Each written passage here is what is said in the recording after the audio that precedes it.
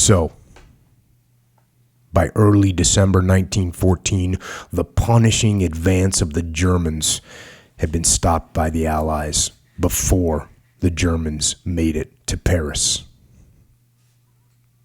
But it had been stopped at a great cost, a sickening cost. And now the armies had settled into the trenches. And we know what the trenches were. Hell. Not some metaphorical approximation of hell, but actual hell. Hell on earth. Artillery, mortars, machine gun fire, snipers, shrapnel, screams of the wounded and dying. And on top of that, the environment. Rain and sleet and snow and flooded trenches and freezing cold. And of course, death was everywhere. Everywhere.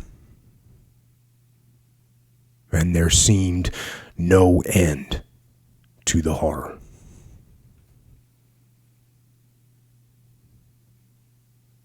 But on Christmas Day, 1914, the horror did stop, if only for a short time. While men, for a moment,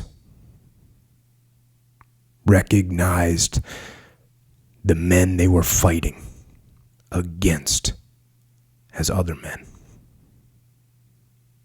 As other men with the same hopes and dreams and desires that they had themselves. And the chief of all hope was peace. And this is an excerpt of how the Christmas Truce unfolded, according to Henry Williamson, a British Army officer who was there. And here's what he wrote. For weeks we had lived in flooded trenches. The Germans were 80 yards away. Our trench was enfiladed. We lost many men, shot by snipers. Night after night, since the tailing off of the Battle of Ypres, we had toiled in the parapets, filling sandbag with clayey mud, squelched through muddy lagoons of woodland tracks, carrying rations, duck boards, pumps, and ammunition. We were volunteers, rushed out to help General French's shattered expeditionary force. A few weeks before, we had been schoolboys, bank clerks, undergraduates, medical students. Now our lives were ravaged. Some of us, the young ones who thought of their mothers, were near to despair. We were without hope, without horizon. At first, trench life had been interesting, even enjoyable. It was fun cooking our own bacon and making tea in the wood while shrapnel cracked overhead. Good sport stalking the wild geese in the marshes, satisfying to feel the soft hairs of our unshaven chins. The regulars were decent chaps, heroes of Mons. But the rains fell, and the trenches filled almost waist high. After a few days, we could scarcely move our legs, nor did we seem to need food. At night, we dragged ourselves out of the ditches and moved about, uncaring of bullets aimed at random in the dark. All night we worked, carrying parties, pumping fatigues, parapet building, At dawn, we slid into water again and set ourselves to endure the gray daylight. Even now, so long afterwards, when I hear rain on the tiles overhead, the ghost of that time makes me draw the blankets closer around my neck. On Christmas Eve of 1914, we were in the support line about 200 yards inside the Ploegsteert wood. It was freezing. Our overcoats were as stiff as boards, our boots were too hard to move, but we rejoiced as the mud was hard too. Also, happy thought, we would be able to sleep that night. Inside a new blockhouse of oak boughs and sandbags called Piccadilly Hotel. No bed but the cold earth, no blankets even, but sleep. Sleep. Then came a message from brigade headquarters, brought, I think, by Second Lieutenant Bruce Bairnsfather of the Warwicks. Wiring parties were required in no man's land all night.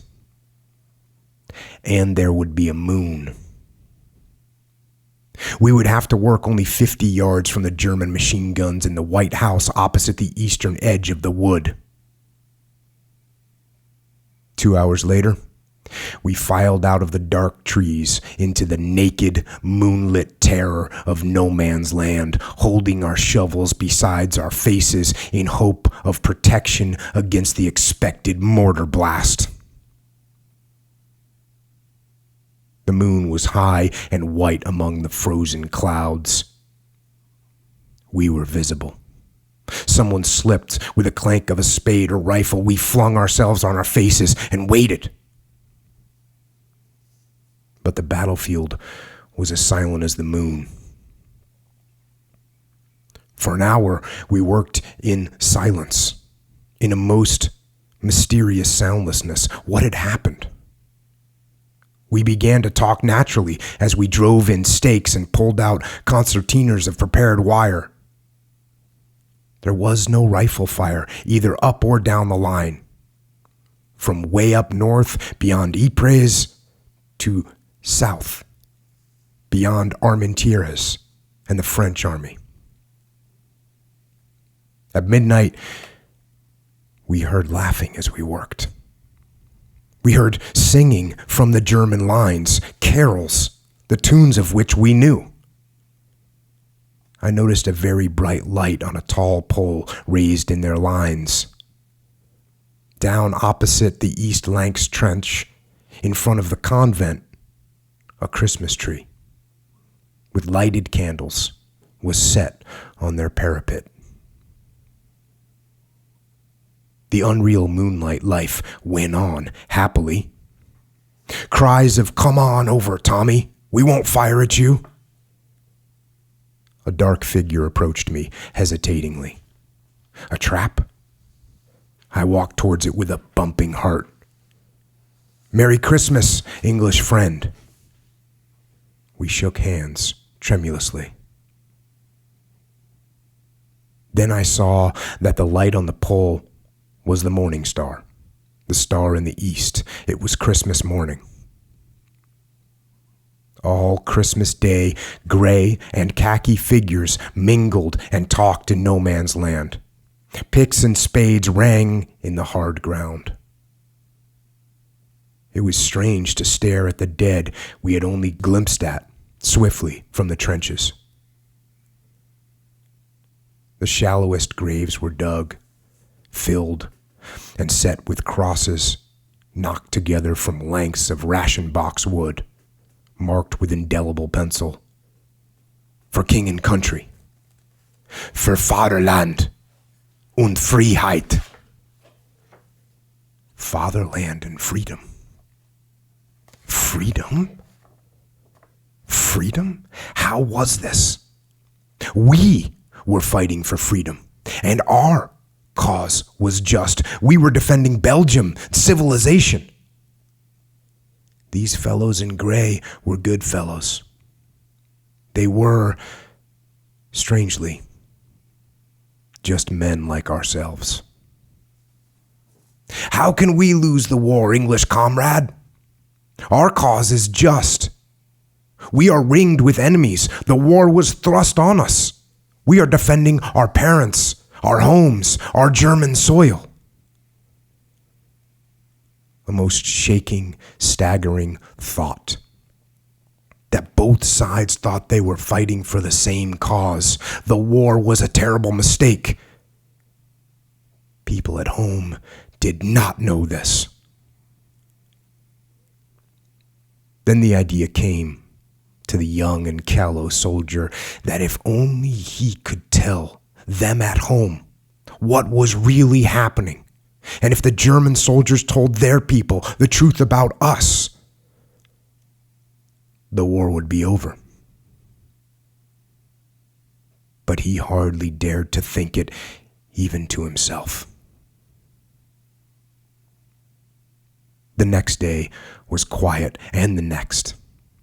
Waving hands from the trenches by day, singing and reflected blaze of trench bonfires at night. It was a lovely time. On the third afternoon came a message from the Germans. At midnight, our staff officers visit, and we must fire our automatic pistolen. But we will fire higher. Nevertheless, please keep under cover. At 11 p.m., Berlin midnight, we saw flashes going away into the air. 2 days later, an army order came from GHQ to the effect that men found fraternizing with the enemy would be court-martialed and, if found guilty, would suffer the death penalty. And again in that place, the Veyri lights soared over no man's land at night, and bullets cut showers of splinters from trees, and sometimes human flesh and bone. So hope sank into the mud again, but did not die.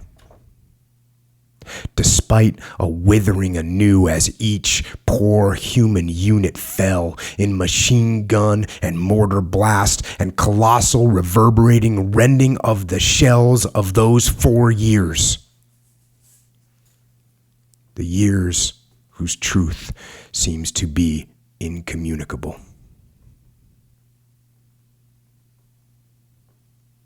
Sometimes, as one listens to what people say, here in the England a generation died for, it seems like almost pre-war again. Can it be that we lack imagination to see the other fellow as ourselves?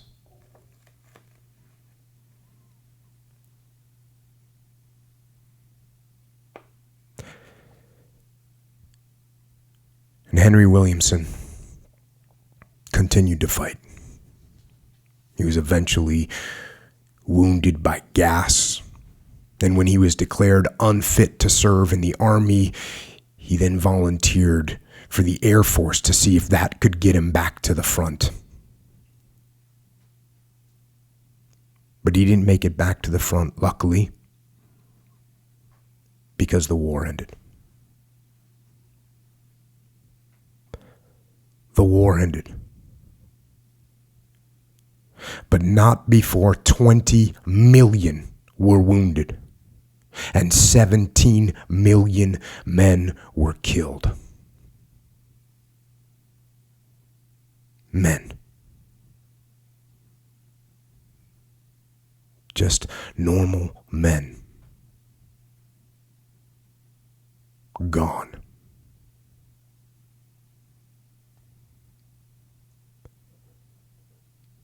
So, this holiday season. Please.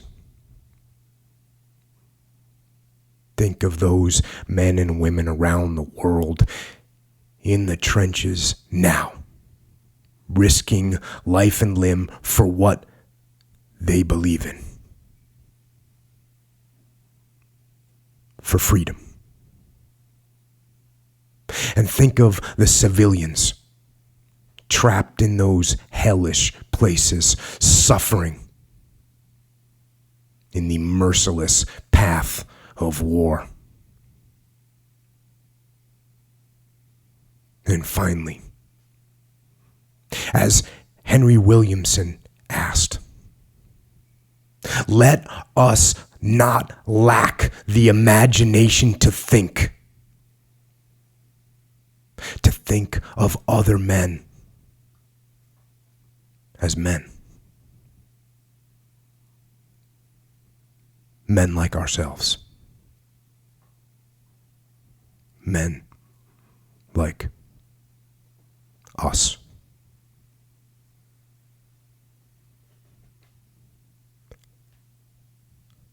Merry Christmas to all.